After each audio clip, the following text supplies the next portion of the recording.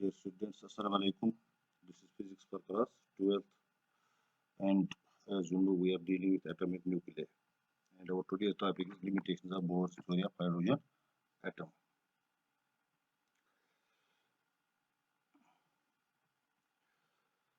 The following are some limitations of Bohr's model of hydrogen atom or Bohr's model of atom.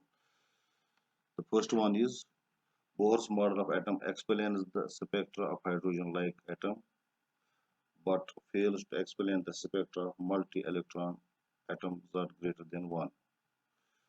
यानी Bohr model of hydrogen atom है जो है वो हमें सिर्फ हाइड्रोजन एटम या जो हाइड्रोजन जैसा एटम होगा उसके स्पेक्ट्रम के बारे में हमें एक्सप्लेन करता है। लेकिन जब मल्टी इलेक्ट्रॉन एटम हो यानी जिसका एटॉमिक नंबर एक से ज्यादा हो गया जैसे हीलियम है, कार्बन है, ठीक है, जिनका एटॉमिक नंबर 1 से ज्यादा है, वहां पे वो फेल हो जाता है। Bohr's model of hydrogen atom क्या वहां पे फेल हो जाता है, क्योंकि हाइड्रोजन का जो इलेक्ट्रॉन वहाँ पे एक ही इलेक्ट्रॉन है, वो अगर हम वो ग्राउंड लेवल में उसको हम फिर एक्साइटेड लेवल में लेंगे, ठीक है। लेकिन जब हीलियम लेंगे वहाँ पे जो एटम्स है वो दो हैं, तो उनको कैसे ले जाएंगे, वहाँ पे वो फेल हो जाते हैं बोर्स मॉडल ऑफ एटम, ठीक है। दूसरा जो है दूसरी लिमिटेशन जो है बोर्स की, वो है Bohr's model of atom does not explain the brightness of spectral lines. जब हम देखते हैं वहां से आपको पता ही है लाइंस कैसे बनते हैं, जब हम इलेक्ट्रॉन को ग्राउंड लेवल से हायर लेवल में एक्साइट करते हैं, और जब वो वहां से वापस जंप करता है तो उस दौरान वो एनर्जी इमिट करता है in the form of light. तो सम लाइंस जब हम वहां पे देखते हैं स्पेक्ट्रम पे, जो हम स्क्रीन पे हासिल करते हैं वो स्पेक्ट्रम, तो वहां पे हम देखते हैं some lines are brighter than the others, कुछ ज्यादा चमकते हैं और कुछ कम चमकते हैं। तो Bohr's model of atom could not explain why some spectral lines are brighter and some are dimmer, ठीक है, वो ये एक्सप्लेन नहीं कर सका। तीसरा पोस्टुलेट जो है बोर्स का, वो है Bohr's model of atom does not explain the closeness of spectral lines. Some lines are very close to each other. अगर हम देखते हैं उस पे स्क्रीन पे, तो जब हम स्पेक्ट्रम देखते हैं, स्पेक्ट्रम में कुछ lines they are very close to each other, ठीक है। ये जो लाइंस स्पेक्ट्रम लाइंस जो होते हैं वो आप इस तरह देखेंगे, वो किस तरह मैं आपको यहाँ पे दिखाऊंगा। ये ग्राउंड लेवल है, ये एक्साइटेड लेवल है, ठीक है। तो जब वहां से इलेक्ट्रॉन वापस जंप करे तो एनर्जी इमिट होती है। तो ये देखते हैं, जब हम ये स्पेक्ट्रल लाइन देखते हैं, ठीक है, तो इसी तरह ये स्पेक्ट्रल लाइन, एक लाइन यहाँ पे ब्राइट होती है, एक डार्क होती है। क्यों? अगर एक लाइन ब्राइट थी उतनी ब्राइट दूसरी क्यों नहीं है, ये हमें bourse model of atom explain नहीं कर पा रहे। दूसरी बात है, वहां पे जब हम स्पेक्ट्रम में देखते हैं, वहां पे इस तरह का स्पेक्ट्रम होगा आपके पास, यहाँ पे कुछ लाइन जो है वो बहुत क्लोज होते हैं, इस तरह होते हैं। और फिर दूसरी जगह पे देखते हैं, ये देखिए इस तरह होते हैं, कुछ दूर होते हैं, कुछ नजदीक होते हैं। तो वो ये एक्सप्लेन नहीं कर सकते कि why some lines are very close to each other and some are away from each other. So closeness के बारे में भी Bohr's model of atom fail हो जाता है, वो भी हमें ये नहीं बताता ये क्यों क्लोज है और कुछ दूर क्यों है, ठीक है।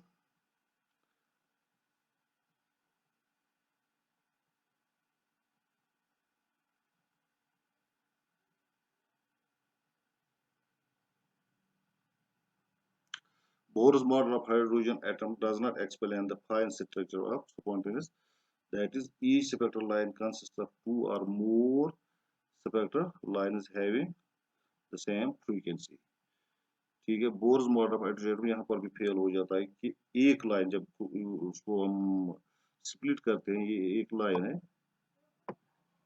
वहां से तो हमें स्पेक्ट्रम में एक ही लाइन दिखाई देती है ये। लेकिन जब हम देखते हैं इसको क्लोज देखते हैं, तो ये it consist of more than one line, one spectral line, ठीक है।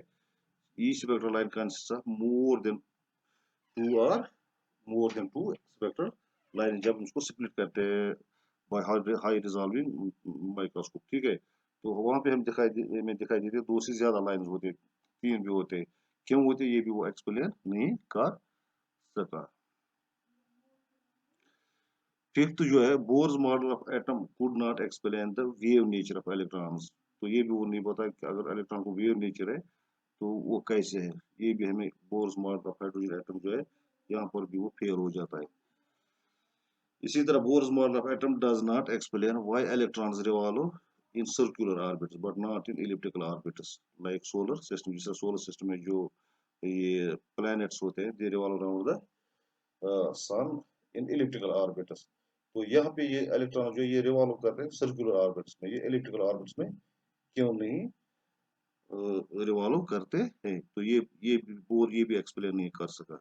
इसी तरह ये सातवां जो है Bohr's model of atom does not explain splitting of spectral line. अगर आप एक स्पेक्ट्रल लाइन को रखोगे किसमें, मैग्नेटिक फील्ड में, this effect was first observed bye जीमन when a spectral line is placed in a magnetic field, strong magnetic field, it splits into two or more lines. Why it does happen? ये भी bore explain नहीं कर सकते। Similarly, if a spectral line is placed in, it was Stark was another scientist who observed it first कि जब हम spectral line को किसी इलेक्ट्रिक फील्ड में रखेंगे तो वहां पर भी वो स्प्लिट हो जाती है, उसको दो से ज्यादा लाइंस बन जाती है। क्यों बन जाती है? ठीक है, तो ये बोर हमें एक्सप्लेन नहीं कर सका। तो जीमन इफेक्ट आप याद रखना, when a spectral line is subjected to a strong magnetic field, it splits into two or more lines, and that effect is called the Zeeman effect. Similarly, instead of magnetic field, if we use an electric field and place this spectral line in that field, it splits again into two or more lines, and this effect was since observed by Stark, so it is called Stark's effect. No वो Stark effect explain कर पाया Bohr, और no Zeeman effect explain कर ये क्यों हो जाता है। ठीक है, so these were some limitations of Bohr's model of atom. Now another topic is excitation energy. ठीक है, excitation potential क्या होता है, excitation energy क्या होती है? The process of absorption of energy, the process of absorption of energy by an electron so as to raise it from a lower energy level to some higher excited energy level is called excitation.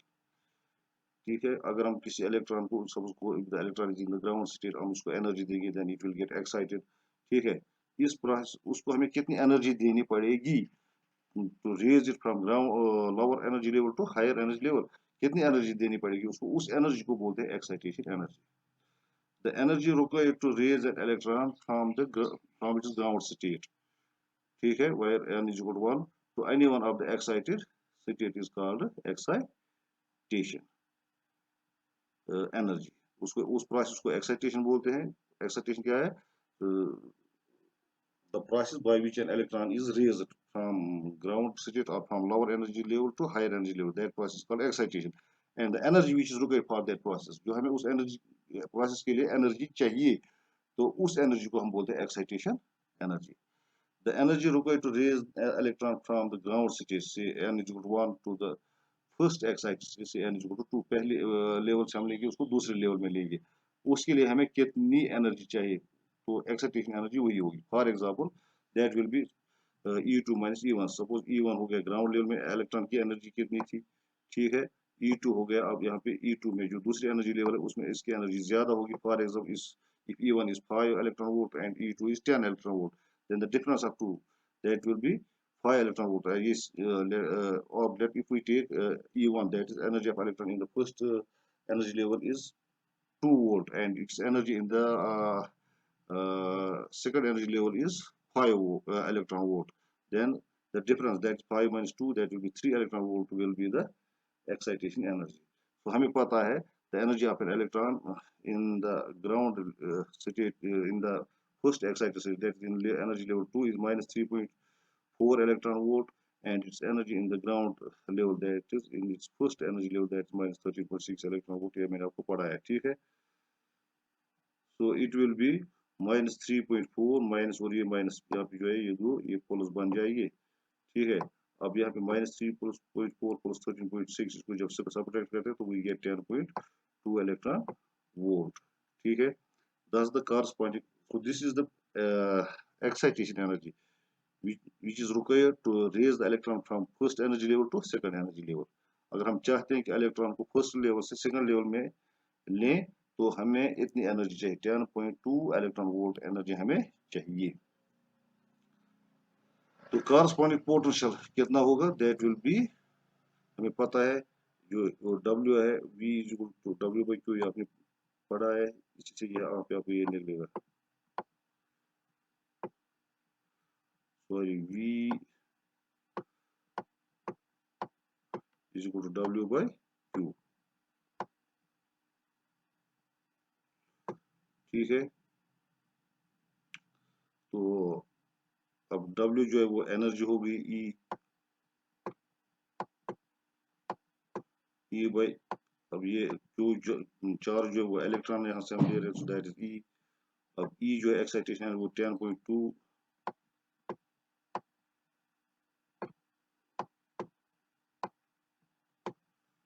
ठीक है, 10.2 electron volt निकला है। E divide करेंगे इसको E से, ठीक है, तो E और E कैंसिल हो जाएगा, we will get V will be equal to 10.2 volt, जो मैंने यहाँ पे लिखा है। It is called the first excitation energy of hydrogen atom। इसी को हम बोलते हैं क्या, first excitation energy of hydrogen atom। Similarly, the second excitation energy of the hydrogen is given by hydrogen atom. So it is not hydrogen, it is hydrogen atom is given by, if we raise the electron from second level to third level, so that will be E2, actually it is E3 minus E1 है यहाँ पे, ठीक है, ये गलत हो गया। If we raise it from ground level to third energy level, then that will be the second excitation energy if we raise the electron from ground level to third energy level, so it will be E3 minus E1, that will be E3 का जो value हमने निकाला है वो -1.51 है, और E1 हमें पता है ये -13.6 है, ये और ये दो माइनस जो यहाँ पे ये प्लस बन जाएगा, so we get -1.51 plus 13.6, that is 20.09 electron volt. तो ज्यादा एनर्जी चाहिए हमें, तो फिर ठीक है, पहले से ज्यादा, पहले के मुकाबले में ज्यादा, पहले हमें 10.2 इलेक्ट्रॉन वोल्ट एनर्जी चाहिए इलेक्ट्रॉन को फर्स्ट लेवल से सेकंड लेवल तक लेने के लिए। अब हम चाहते हैं कि हम उसको ले जाएंगे फर्स्ट लेवल से थर्ड लेवल तक, तो we need an energy of 12.09 electron volt. So similar the corresponding portion will be, ये होगा लेकिन वोल्ट में होगा, VE विल बी 12.09 वोल्ट। अब आयनाइजेशन एनर्जी क्या है, ठीक है, सो आयनाइजेशन एनर्जी में ये बोलूंगा, it is the maximum excitation energy. Maximum excitation energy क्या होगी, when we take the electron from ground level to highest energy level, that is infinity, so that will be the maximum excitation energy will be ionization energy। ionization आपने पढ़ा होगा, when we take electrons out of the atom, that process called ionization। तो उस process के लिए हमें कितनी energy चाहिए, that energy will be the ionization energy। the process of knocking out the electron out of the atom is called ionization। Electron को atom से बाहर निकालना, उस प्रोसेस को बोलते हैं आयनाइजेशन। आयनाइजेशन आयनाइजेशन निकला आयन से, यानी जो एटम है वो आयन बन जाएगा। जाहिर सी बात है, जब इलेक्ट्रॉन निकल गया, जिस एटम से भी इलेक्ट्रॉन निकलेगा उस एटम को फिर हम क्या बोलते हैं, आयन बोलते हैं। तो ये आयनाइजेशन का मतलब ये हो गया कि हम आयन बनाते हैं, उसको एटम को क्या बनाते हैं, आयन। आयन कैसे बनेगा, जब हम उसको इलेक्ट्रॉन बाहर निकालेंगे।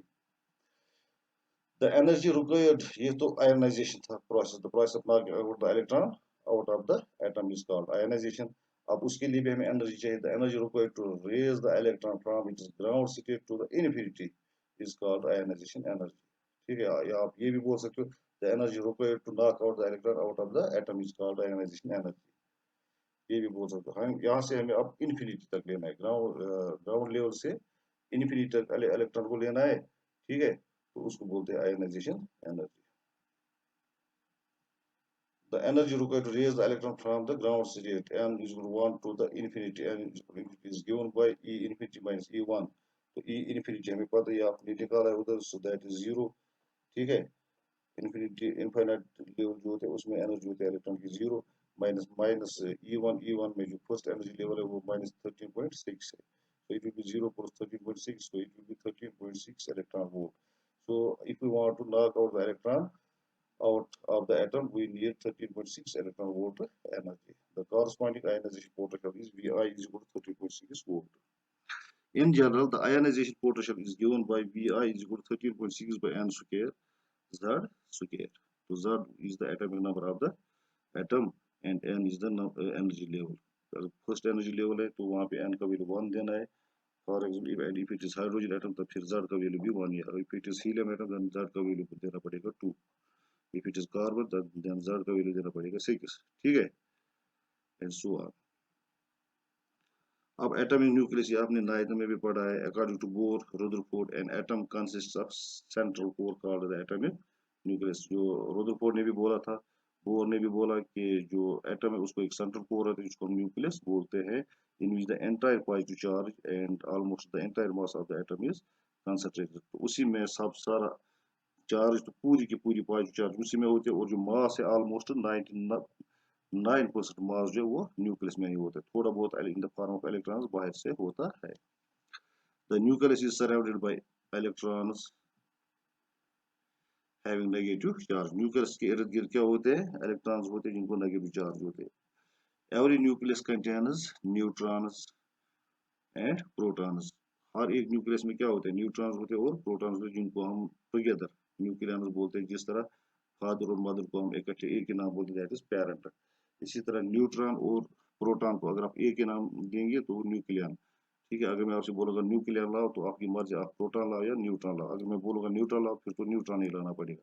अगर आपका टीचर आपसे कहेगा कि कल अपने फादर को साथ लाना, तो फादर को ही लेना पड़ेगा। अगर वो बोलेगा अपने पेरेंट को साथ लेना, अब आपकी मर्जी, आप फादर को साथ लोगे या मदर को साथ लोगे, क्योंकि न्यूक्लियन इसी तरह न्यूट्रॉन और प्रोटॉन दोनों का एक नाम, मुश्तरका नाम रखा है, कॉमन नाम, जो उसको हम न्यूक्लियन बोलते हैं। The radius of nucleus is about 10⁻⁻17 metre, ठीक है। Sorry, the radius of the nucleus is about 10⁻15 to 10⁻14 metre. ये हमें पता है न्यूक्लियस का रेडियस कितना होता है, 10⁻, तो साइज ऑफ जो एटम है वो 10⁻10 मीटर होता है। And the density of the nucleus is about 2.9 into 10⁻17 kilogram metre पर मीटर। ये डेंसिटी है, ये मास नहीं है न्यूक्लियस का, ये डेंसिटी है। डेंसिटी कैसे निकालते हैं, मास पर यूनिट वॉल्यूम, ठीक है। Mass per unit volume is called density. अब आपको इसका अगर आप मास निकालोगे न्यूक्लियस, वो खुद निकलेगा। तो this is the density, density का मतलब mass per unit volume. So it is 2.9 into 10⁻17 kilogram per meter cube. The charge of the proton is 1+1.6 into 10⁻19 coulomb, and its mass is 1.672 into 10⁻27 kilogram, which is equal to 1.0072 atomic mass unit, AMU, atomic mass unit. The proton is near about 1836 times heavier than an electron. इतना गुना ज्यादा होता है, यानी अगर electron 1 kg होगा तो proton जो है वो 1836 किलोग्राम होगा। अगर हम मानेंगे कि इलेक्ट्रॉन 1 kg है, तब प्रोटॉन कितना होगा 1836 किलोग्राम, यानी इतना टाइम वो ज्यादा होता है वो हैवी किससे, इलेक्ट्रॉन से। और इलेक्ट्रॉन का मास हमें पता है, that is 9.1 into 10⁻30 kg, and it's spin is 1/2, half spin होता है प्रोटॉन का। The charge of neutron is 0, ये भी हमें पता है, न्यूट्रॉन की चार्ज 0 है, and its mass is 1.674 into 10⁻27 kg, ठीक है। जो प्रोटॉन होता है, या आप इसको भी बोल सकते हैं, it's 1.0086 atomic mass unit.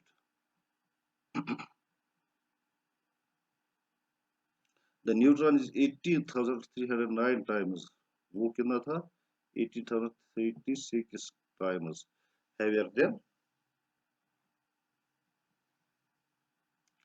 electron, and it is slightly heavier than proton. Proton से भी थोड़ा ज्यादा होता है, 3 times, यानी प्रोटॉन से ये 3 times ज्यादा heavier होता है।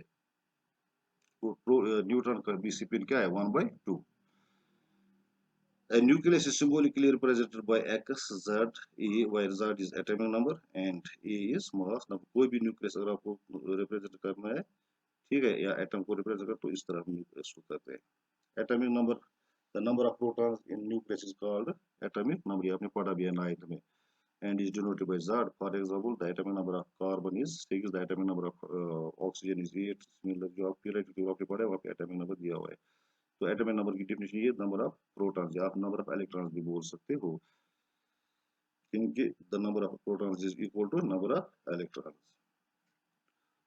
मास number, the total number of electron, sorry nucleons, nucleon मतलब हो गया sum of protons and neutrons. कितने प्रोटॉन और न्यूट्रॉन होंगे किसमें, अगर किसी न्यूक्लियस में 5 प्रोटॉन है, 6 न्यूट्रॉन है, तो उसका मास नंबर बन जाएगा 11। ठीक है, अगर किसी न्यूक्लियस में सात प्रोटॉन और 7 न्यूट्रॉन है, तो उसका मास नंबर बन जाएगा 14। ठीक है। So the total number of nucleons in a nucleus is called mass number and is denoted by A. तो mass number को हम capital A से denote करते हैं. For example, mass number A for carbon is, ये थोड़ा गलत हो गया यहाँ पे, it is 12। ठीक है, ये C6 उस तरह लिखना जिस तरह मैंने ऊपर लिखा है यहाँ पे, इसी तरह ही लिखना यहाँ पर। ठीक है। So this is all about today's topic. Inshallah tomorrow I will come with a new topic. Okay, thank you for watching.